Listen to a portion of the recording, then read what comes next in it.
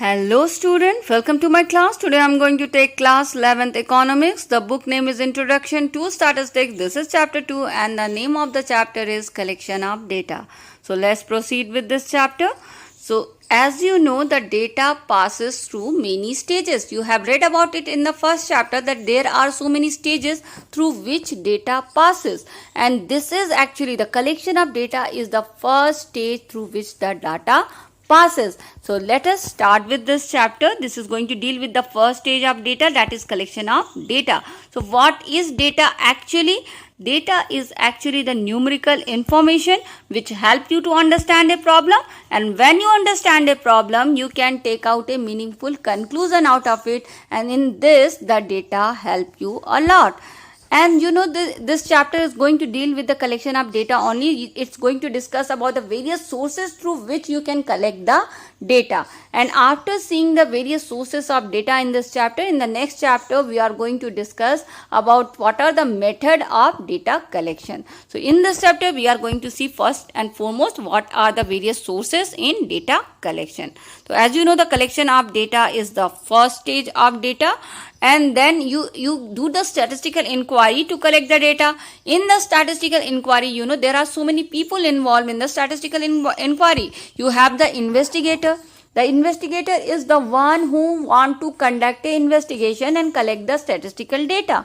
But you know, they are generally ministers or very big officers or the private organization or the private individual. So they don't go directly on the field and conduct the investigation. So what they do, when they are not going directly to conduct the information, they appoint some enumerator. Enumerators are the people who actually conduct the inquiry and collect the information and give the information to the investigator. Then you also have the respondent in the inquiry. Who are the respondent? Respondent are those people who give response to your questions. When the inquiry is conducted, so many questions are questioned. So those questions are answered by the public, and those publics are called respondent because they are responding to the question. And this whole process, no, when the investigation has to be done by the investigator, so he appoint the enumerator, he conduct the inquiry and take the response from the respondent. All this process is called survey. So now, because I told you that in this chapter we are going to discuss about the sources of data, so you know, there are actually basically two sources from which you can collect the data. There is some internal sources and there are some external sources. Internal sources first we will discuss. What is internal sources? See, suppose if you want to collect an information and you are working in that organization only, so it is easy for you to collect the information from that organization because already you are working in that organization. You must be knowing some statistic, and other statistics you can collect from the office or some other places. So if you are collecting the information from the same organization from where you are working, then it is an internal source. If I am a teacher, I am collecting the data from my school, then it is an internal source for me. But what is external source? External source is when you are collecting the data from outside, from any outside organization or from outside institution. For example, if I have to collect the data from my place, that in how many students are studying in each and every school, then I will go to each and every school and collect that data. So that is external source for me. So these are the two sources, internal and external sources, which help you to collect the data. See, this external sources, no, there are actually of two types. You have the primary source and you also have the secondary source in this. So what is primary source and secondary source?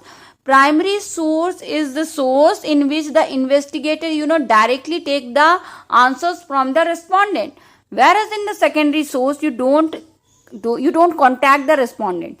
You take the information from institution or some organization. Alright, so that is called your secondary source. In the primary source, no, the original data you get because you are taking the data from the place of origin, directly from the respondent. So it is the original data, and that's why it is called a primary data. Whereas the secondary data, you are taking it from some organization and institution.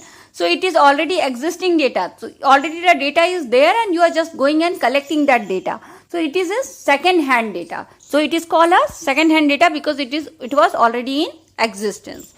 And this primary data, no, it take lot of time, it take lot of money also, because when you are going and taking the response from each and every person, then definitely it will take some time, and when you have to conduct the process of investigation, so it will take some money also. Whereas in the secondary source, the data is already existing in some institution and organization, you just have to go and collect it, so you don't have to spend that much money and that much time in that. So you will spend less time and less money in that data collection.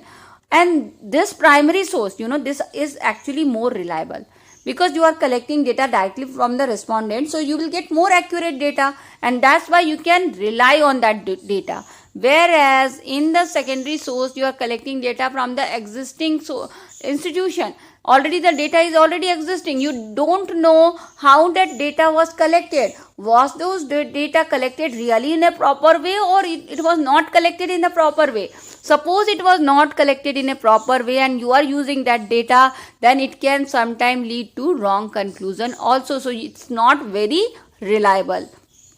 Also, when do you use primary source? You use the primary source when the area is small. If the area is large, then it is difficult to go to each and every person and collect the data personally. So primary source is actually useful when the area is small, and secondary source is good when the area is large.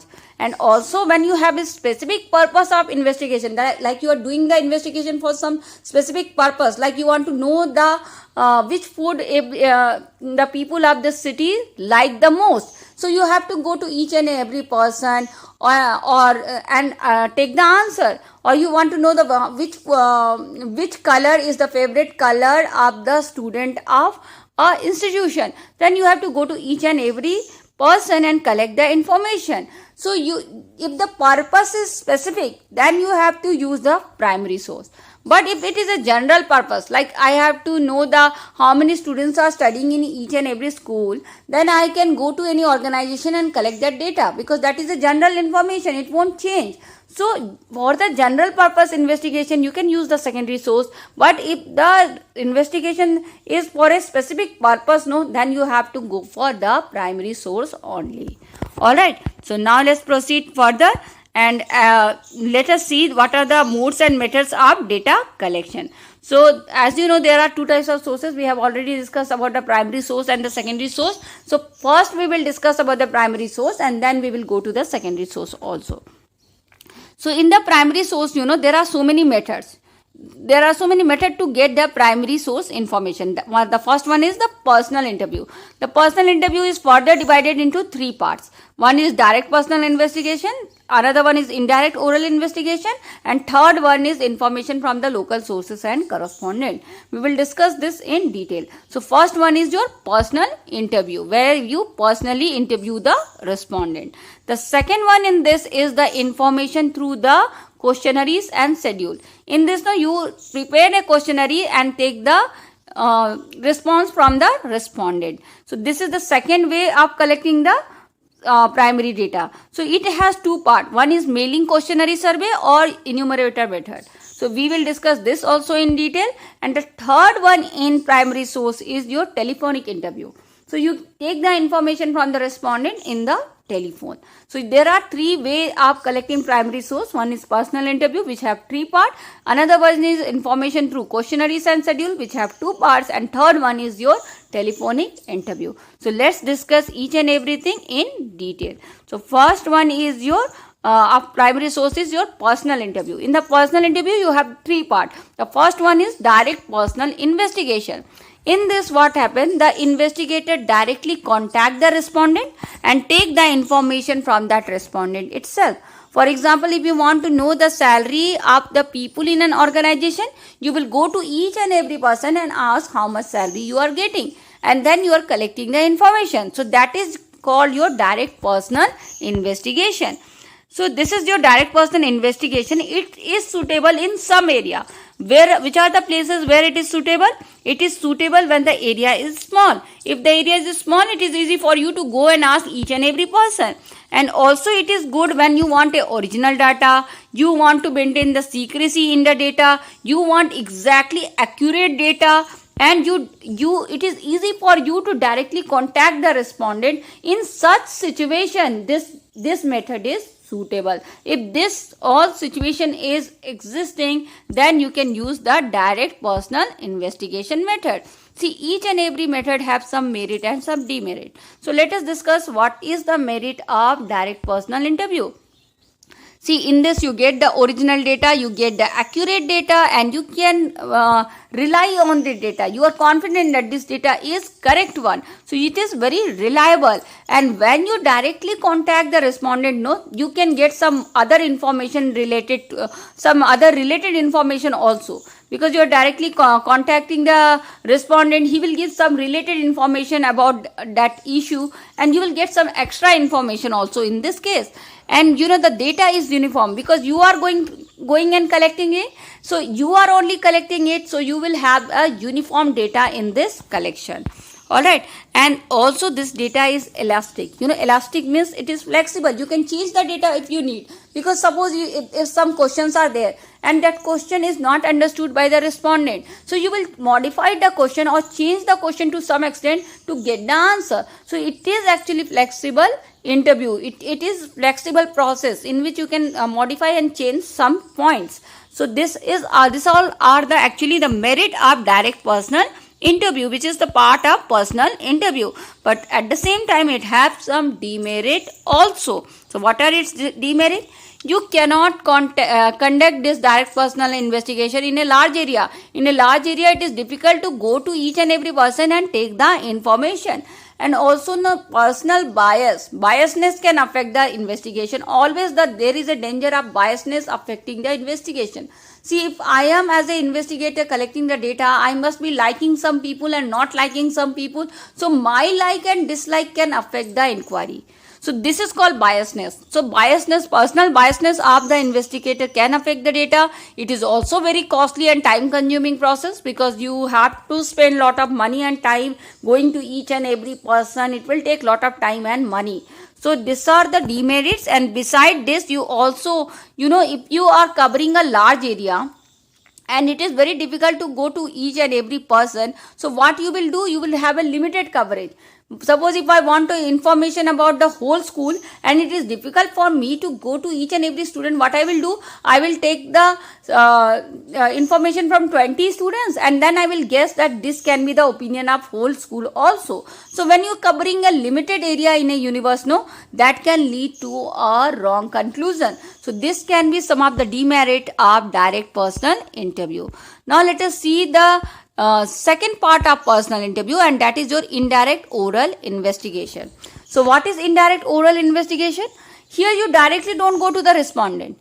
You go to some other person who have the information about the respondent. Suppose if you want the information from the X person, you are actually going to the Y person and taking the information from the Y person about the X person.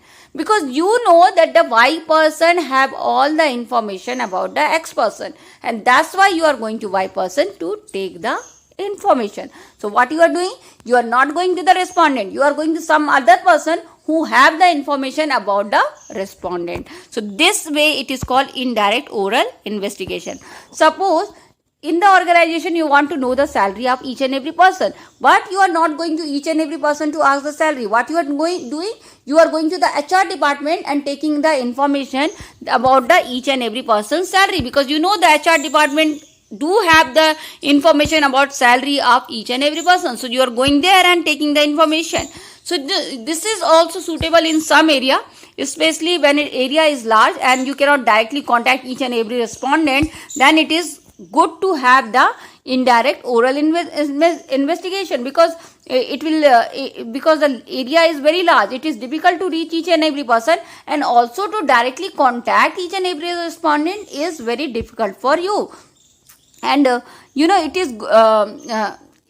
is also good if respondent is not capable. Suppose if I have to take some complex information and the investigation is very complex, then expert can answer it in a better way. Sometimes the respondent is incapable. Suppose mostly some of the employees are uneducated or they don't understand the technical terms, then it is better to have the information about them from some other person than to directly ask them, because they cannot answer those questions about themselves in a better better way. So in such situation, no, indirect oral investigation is really helpful.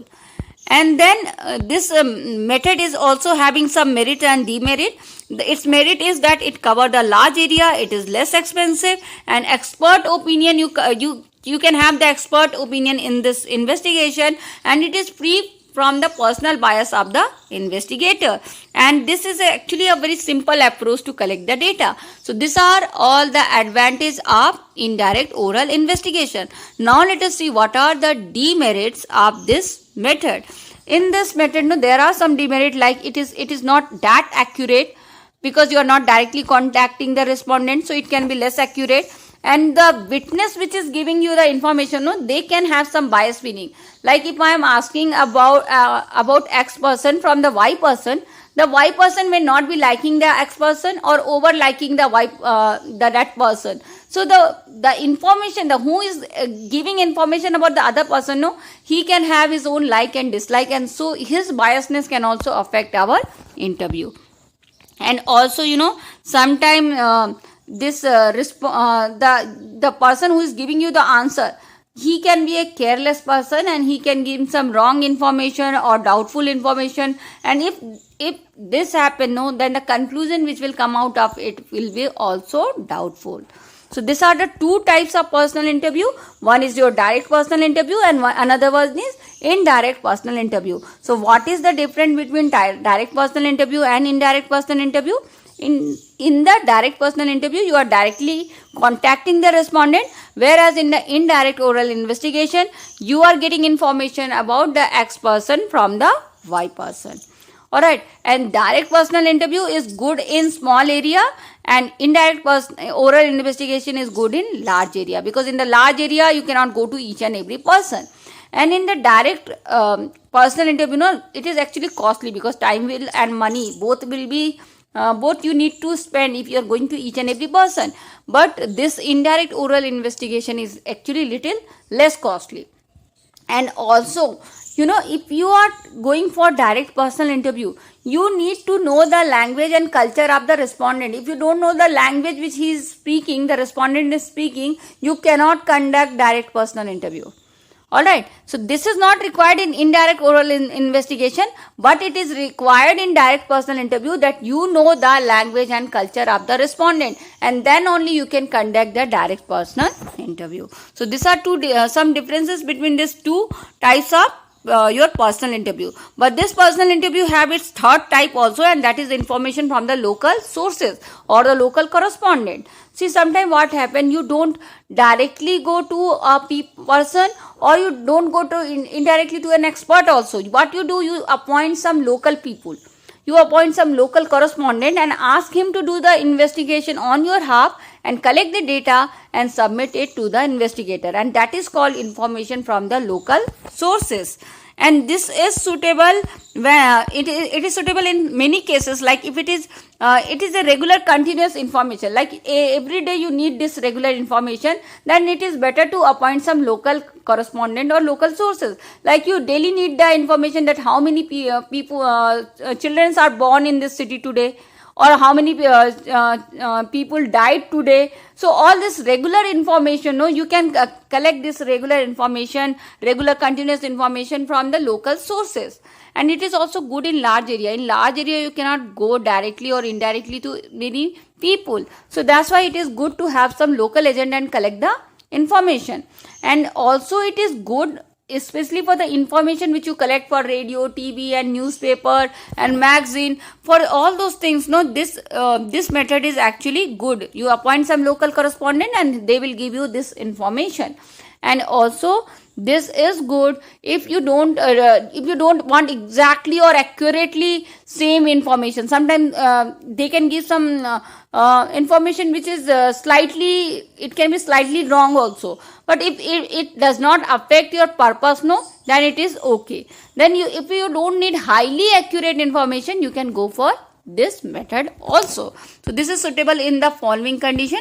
It has its own merit and demerit. Let's see what are the merits of information from the local sources or correspondent.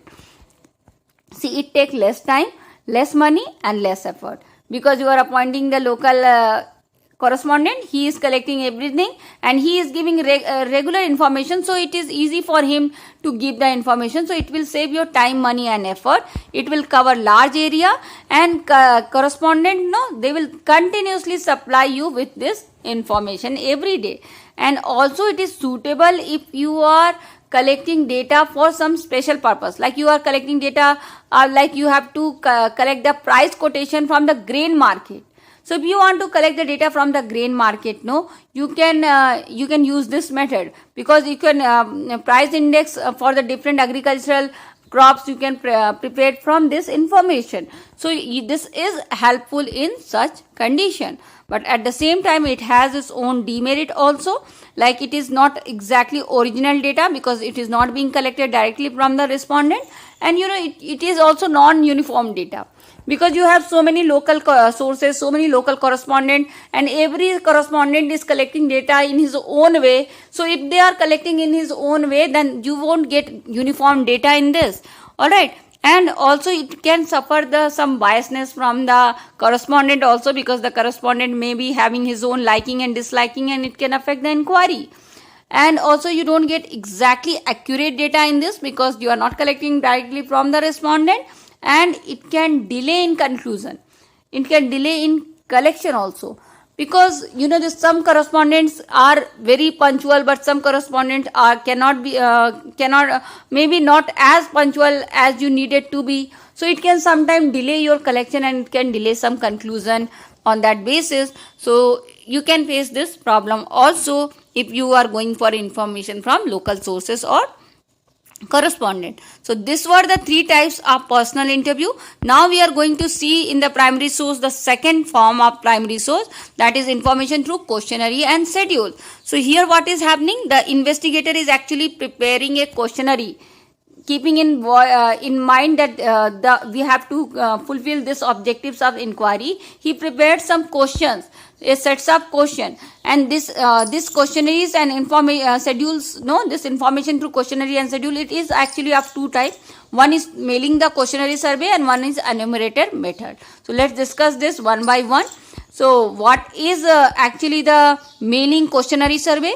In this, what you do, you prepare a questionnaire, and then you mail this questionnaire to the respondent. You send that respondent this questionnaire through email, and then you also send along with it a letter, in that letter you explain why you are conducting this survey.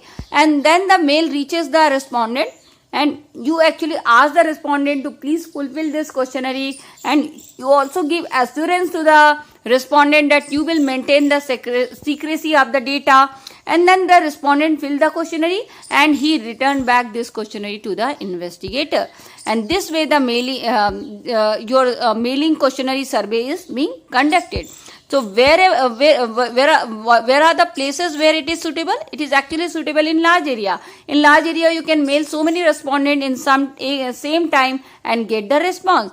And it is also applicable in that area where the people are educated, because you are using the mailing method. So mail information, you cannot expect it from the illiterate people. So you can conduct this survey only to the area where the peoples are educated. It has some merit also, because it is economical. It is very cheap for you to conduct this method. You get the reliable original information from this, because the respondent is directly answering your question, and it covers a large area. And so this is merit, but it also has some of its demerit, like sometimes the respondent don't get interest to answer those questions, and don't return those questionnaires back to you. And it is also not flexible. You cannot change the question. Suppose you have sent the questionnaire to the respondent, and respondent did not understand the question, so you cannot modify it or change it. Alright, so this is actually not flexible method. And uneducated people cannot participate in this type of survey, and it also suffer from the biasness from the respondent. Respondent can have his own liking and disliking, and always the biasness affect the survey. And also sometimes you don't get the accurate answer in this survey, because some question are that very difficult, and the respondent don't understand the question, and if they don't understand the question properly, they don't give you accurate answer, and if they don't give you accurate answer, you cannot have the accurate conclusion. So this can be some problems in mailing questionnaire survey. So this was the first part of questionnaire information through questionnaire and schedule.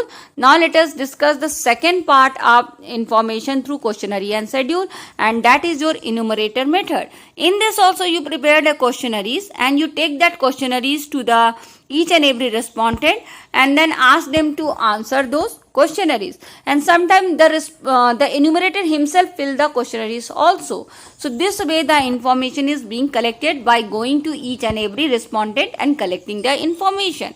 So in this process, sometimes the enumerators are also given some training, like how to conduct the survey, how to prepare the questionnaire, how to ask the question intelligently, how to get the accurate information. So for all this, sometimes enumerators are given in some training, and then this survey actually starts. It is suitable for large area, and it is also suitable when your investigation you are doing you're doing this investigation, and you also have some specialized and skilled investigator. So if you have the specialized investigator and skilled investigator, this survey is easy, and it is also needed.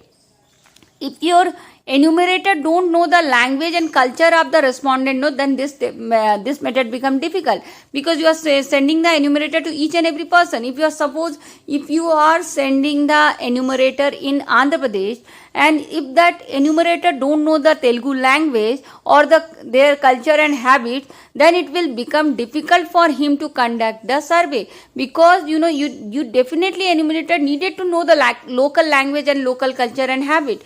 So that because there are so many uneducated people also who cannot respond in other language than the local language. There are some people who only know the local language. So it is very important for enumerator to know the local language and culture and habit of that place to conduct this enumerator method. So in such situation only this enumerator method can be useful for that place. It has some merit because it covers the large area, it gives you accurate information, and the information you can get this information from the illiterate people also, because in the mailing method you cannot get information from illiterate people. But in this method, because sometimes the enumerator himself fills the questionnaire by taking the response from the respondent, so in this way you can get the information from the illiterate people also. And also when you are contacting the respondent directly, then you get the accurate information. And in this mostly the enumerators are impartial, because they have nothing to do with those survey. He don't know the people who where he is going, he don't know the respondent, he don't have any relation with the respondent. So sometimes it give you some it is mostly impartial survey. And this survey has one more advantage, like the schedules are mostly completed, the questions are almost answered, because the enumerator directly going and taking answer for each and every question. In mailing, what happens, the respondent can answer some question and will leave some question and return back to the investigator. But in this method, when you are going personally to each and every respondent, then you will complete the survey, you will complete each and every question. So this can be also one of the advantage of this method.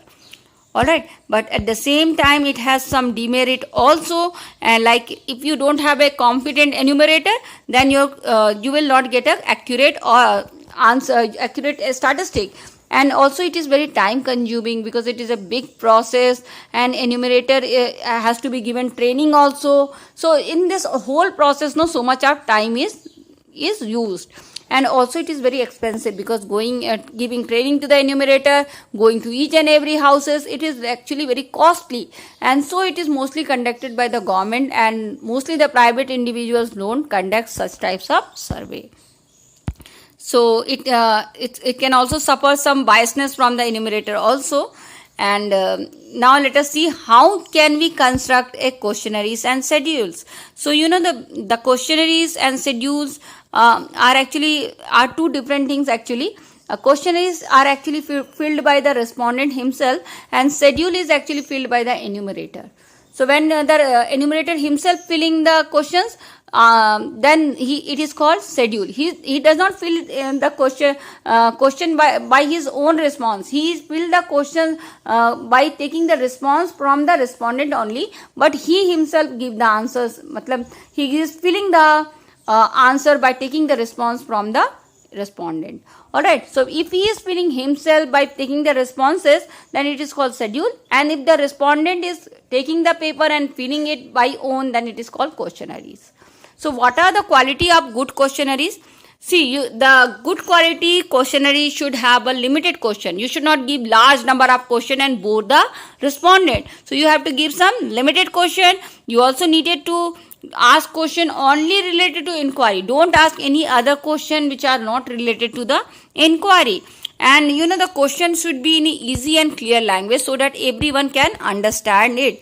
And it should be in a proper order. Suppose if you are asking some person that in which organization are you working, and then you are asking are you working or not, then this is the wrong order. First you have to ask are you working or not, and then you have to ask in which organization you are working. So you should follow a proper order in questioning. And unsuitable question, personal question, this all questions should be avoided because it can make the respondent angry and your inquiry can suffer. You should also not ask the controversial question, and you should try to ask those questions which respondent can answer impartially. Alright, and the calculation should not be given in the questions. You should not give calculation that find out your annual income, write your annual income. Just take a monthly income and calculate the annual income by your own. So don't give calculation part to the respondent because it can lead to miscalculation and it can annoy the respondent also. And also it is better to have a pilot survey beforehand. If you are going to conduct a survey, you conduct a pilot survey. In pilot survey, what do? You take the responses from some people, from 2 or 4 5 peoples, and you see whether your questions are good or not, or whether these questions are being able to answered by all or not. So this way you can understand the status of your questionnaire. So you better do a pilot survey before conducting the main survey. And there are some other qualities also of good questionnaires, and that is the clear instruction should be given in the question so that there should not be any doubts in answering the question. And this verification question should be, cross verification question should be encouraged. Suppose if I am asking a question, are you working or not, then I should also ask in which organization you are working, so that I can verify whether the respondent is answering my question correctly or not. So this cross verification question should be encouraged in the questionnaires so that you can get the accurate and correct information. And also you should have a requesting tone for the respondent. You should request him to please complete the questionnaires, to return back it in a time, and assure him that all the information he has given should be kept confidentially and it should not be shared with anybody. So this all were the qualities of the good questionnaires. Now let us discuss what are the various types of question which are put in questionnaires. So basically there are 4 types of question which are put in the questionnaires. 4 possible types are: first one is your simple alternative question, in which you have to choose one from the 2 options. Like you have to choose either yes or no, or you have to choose right or wrong, or you have to choose good or bad. So you have to choose the answer from 2 alternatives, and that is called simple alternative question. The second type of question is multiple choice question, in which you are given some multiple choices like 3-4 option, and you have to tick mark the option which you think is the most suitable one. And then also you have the third types of question in the questionnaire, and that is specific information question, in which you actually ask that question for which you need a specific answer, like who is your class teacher, or in which school are you studying, or you can ask in which class are you studying. So all these questions are actually specific information question for which you have to give some specific answer, and for this you have to provide some space to answer. And then you also have the open question. In the open question, actually you give chance to the respondent to express his viewpoint. So you can ask some general opinion about an issue from the respondent, like how can you control the population, what do you think, how can we control the pollution, or how can we solve the unemployment. So this way you can ask the question and take the opinion from the respondent. So that this type of question is called actually open question. So you have these 4 types of question: the simple alternative question, multiple choice question, specific information question, and open question in your questionnaires. Then there are various modes and methods of collecting data, primary sources. You have the third one in the primary source is your telephonic interview. So we have already completed our personal interview, which had 3 parts. We also completed our the questionnaires, information through questionnaires and schedules, which had 2 parts. And now the third one to have the primary source data is your telephonic interview. In this, what you do, the investigator actually talk to the respondent in the phone and he collect all the information in the phone itself. It has many merit, like you get the original data, you get the accurate data and reliable data. In this case, it is also very cheap and time saving.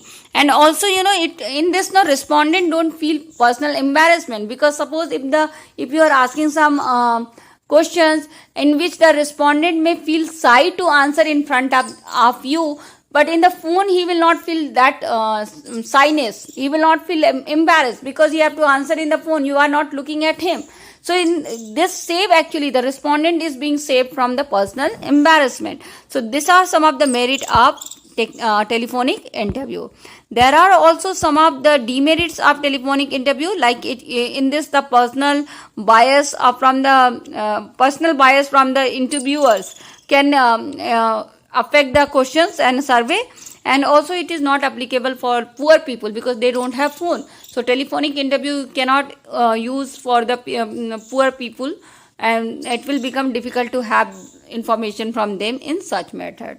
Alright, so these are some disadvantage of your telephonic interview. So all those 3 were the sources from where you can get the primary sources of data. So what is happening in the primary sources? You are doing the field survey. So when you do the field survey and getting the information, you have to follow some steps. First and foremost, you prepare the questionnaire, keeping in point, you have to keep all the good points of the questionnaires. All the good qualities of the questionnaire should be followed, and a good questionnaire should be prepared. And after the good questionnaire is being prepared, you have to decide in which mode are you going to conduct the survey. In which mode, like are you going to have the direct personal interview, or indirect oral investigation, or mailing method, or telephonic method? Which method are you going to use? You have to decide afterwards. And then afterwards, when you have decided you have prepared the questionnaire, you have decided the method in which you are going to conduct the inquiry, then you have to train the enumerator. The enumerator should be trained like how he should conduct the interview. And then after the enumerator is being trained also, it is better for you to do some pilot survey. Pilot survey is a tryout survey. It is a pre-testing. You have to do some pre-testing to see whether your survey, your questionnaire is good or not, or whether you can conduct the survey in a better way or not. So pilot survey is actually called a tryout method. And it is a small sample of the universe. Like you when you do the pilot survey, actually you have to conduct survey in the whole city. But what you do, you conduct survey on 10-20 people, so that you can check whether your investigation can be conducted in a good way or not. Because pilot survey actually help in many things, like you understand the quality and suitability of your questions, and also the enumerator performance can be checked in this survey, like how the enumerator is asking the question, how he is performing, you can understand with this. And you can also decide what instruction you needed to give to the enumerator while conducting the survey. And you can also assess in this how much time, how much cost this survey will take. So you will get all those information when you do the pilot survey. So pilot survey is recommended when you are going to conduct a field survey. And there are some chances of error also in collection of data. So mostly where the errors are being conducted, it is sometimes conducted in measuring the object. Measuring the object means finding out the length of the object. So sometimes, some people use some scale and other people use another scale. Like if I am taking the weight of a person, I may be taking in gram and you may be taking in kg. So our scale is different. So error can happen. And also sometimes even if we are using the same scale, we are following the different level of approximation. What is approximation? Suppose if a person is getting 4.6, it will be converted into 5. If the person is getting 4.1, it will be converted into 4. So this approximation method is actually different for different people. And so if everybody is not following the same scale and same approximation method, then it can lead to error in measurement of an object. The second error which is conducted during survey in collecting the data is actually sometime what happen, the respondent don't understand the question itself and they misunderstand it and answer something else. And if the respondent is not understanding the question, it can give to wrong conclusions. He will give wrong information and we will get wrong conclusion from that. Alright, so that also error can happen. Also sometimes they understand the question, but the respondent don't have the information to answer about that question. So if they lack the information then also your survey can suffer. And also the error sometimes happen in calculation, and arithmetic error, miscalculation is common error happens in survey. So better we should have less calculation in our survey. And also sometimes the error happen because of the communication gap, because you sometimes don't understand what the respondent is answering, or sometimes you are not recording the information given by the respondent. So such misunderstanding and communication gap can also lead to some error in the collection of data. So these are some of the errors which can happen in our collection of data. So we have with this completed our primary source. Now we are moving to the secondary source of data. So in the secondary source you have the three sources: published source, unpublished source and other source. So we are going to discuss about this in detail. So we can have the secondary data from so many sources: published, unpublished and other sources. First we will discuss the published source. So there are so many published sources which we can use to have the secondary data. Like you can have the government publication in which the various ministry of the government, of state government or the central government ministers, they regularly in a regular basis about their routine activity, they always publish the statistic, and those statistics are really reliable and useful. For example, you get the statistic from RBI bulletin, you get the statistic from annual survey of industry and so many other government organizations. So when you get information from government publication, it is very good source of your secondary source. Then also you get the published sources from semi-government publication. What is semi-government publication? Semi-government publication is like semi-government organization like your municipality, municipal corporation. They also publish some statistics on education, on health and various other issues. And that information is also very reliable and useful, and you can use it as a secondary source of data. And also there are so many committees and commission reports which always comes and publish their statistic and information, and that can also be used as a secondary source. For example, Finance Commission, Planning Commission, all of them publish some or the other statistical information always, and that can be used as a secondary source of information. Then you also have some publication from the trade association. The very big trade association are working in India, and sometimes they conduct the self-survey also, and they publish so many statistic and numerical information about the trading activity, and that information can also used as a secondary source of information. For example, the Sugar Mill Association. This Sugar Mill Association actually published so many information about the sugar mills of India, and that you can use as a secondary source of information. So this is also one of the published source information which can be useful for you. Then you have another published source, and that is your publication from the research institution. So many university and other organization, they actually conduct some research activity, and when they do conduct their research activity, after their research they submit their reports and they give you so many statistical information like Indian Statistical Institute. they conduct so many research and they publish their reports, and that can also be used as a secondary source of information. Then you also have published information in some journal, magazine, newspaper like Economics Times, Commerce Fact. All these are the magazines and the newspaper which give you so many statistical information, and that can also be used as a published source, secondary source information. And then you also have the publication from the research scholar, because there are many individual research scholars working in our country, and they also submit their research work, and they submit this research work and statistical facts, and that can also be used as a published source or secondary source for our information. And then there are some international organization publication also, like your WHO, UNO, World Bank, ILO, International Labour Organization. They also submit so many statistical information and give you so many statistical facts, and that also you can use as a secondary source. That also you can use as a published information. So these are some of the published sources which give you lot of information. Now in the secondary source, we are going to discuss about the unpublished sources.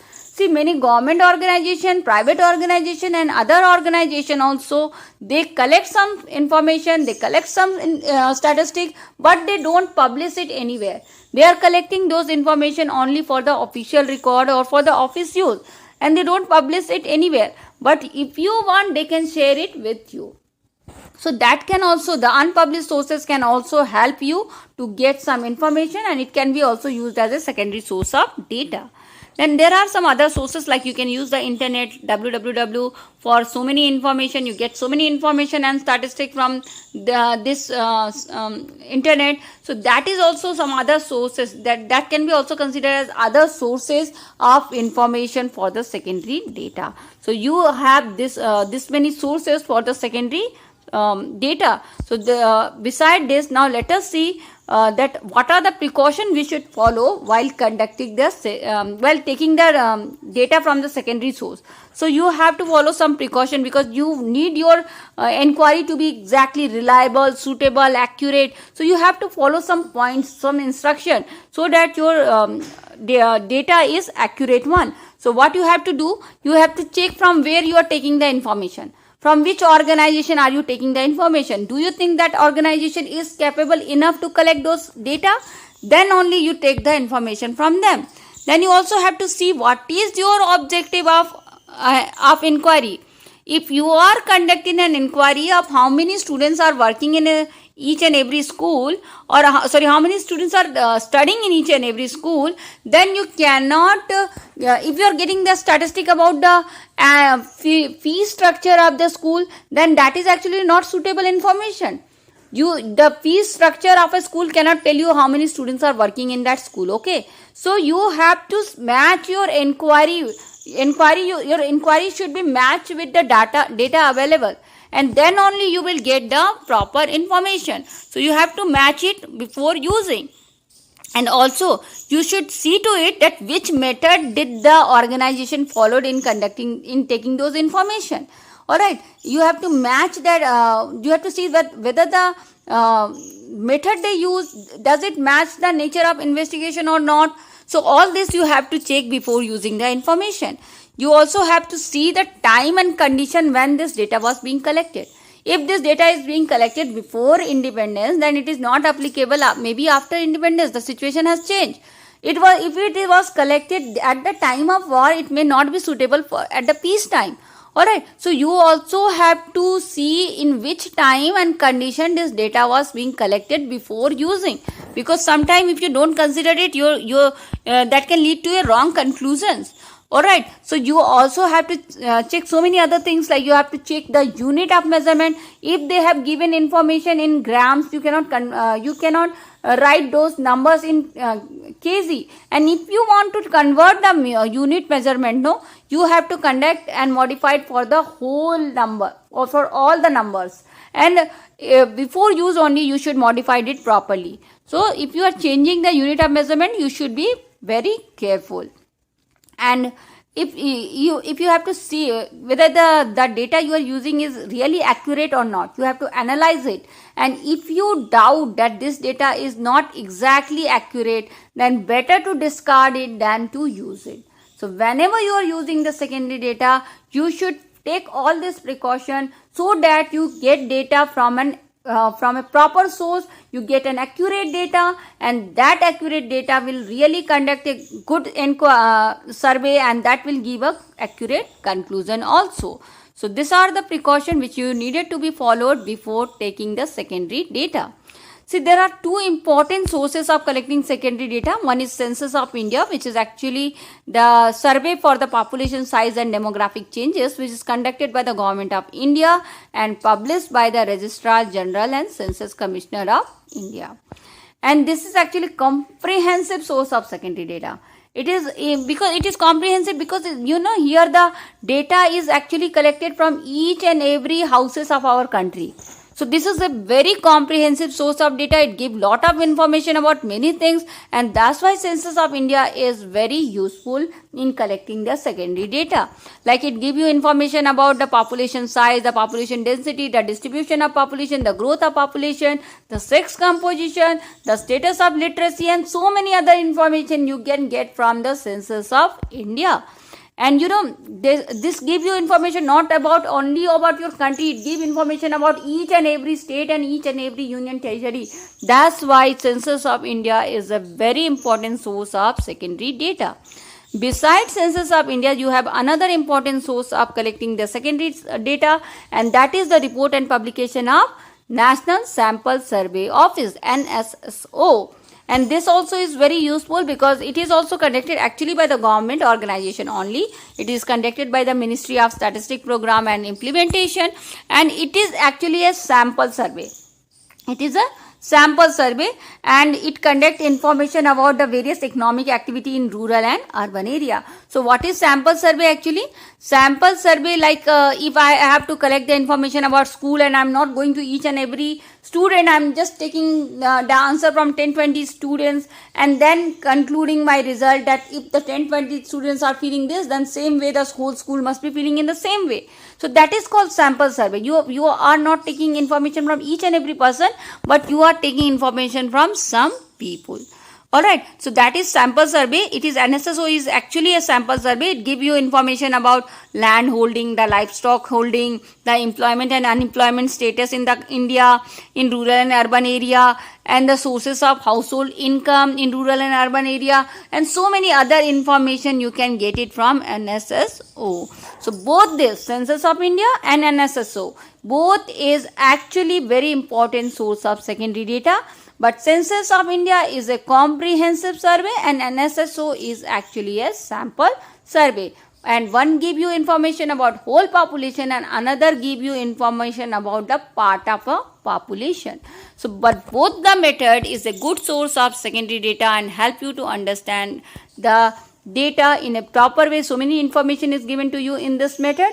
So with this we complete our chapter. I hope the sources from where you get the primary data, from where you get the secondary data is clear to you. I hope you understand this chapter. If you understand this chapter, please like, share and subscribe MP Social View. Thank you students. Thanks for watching and happy learning.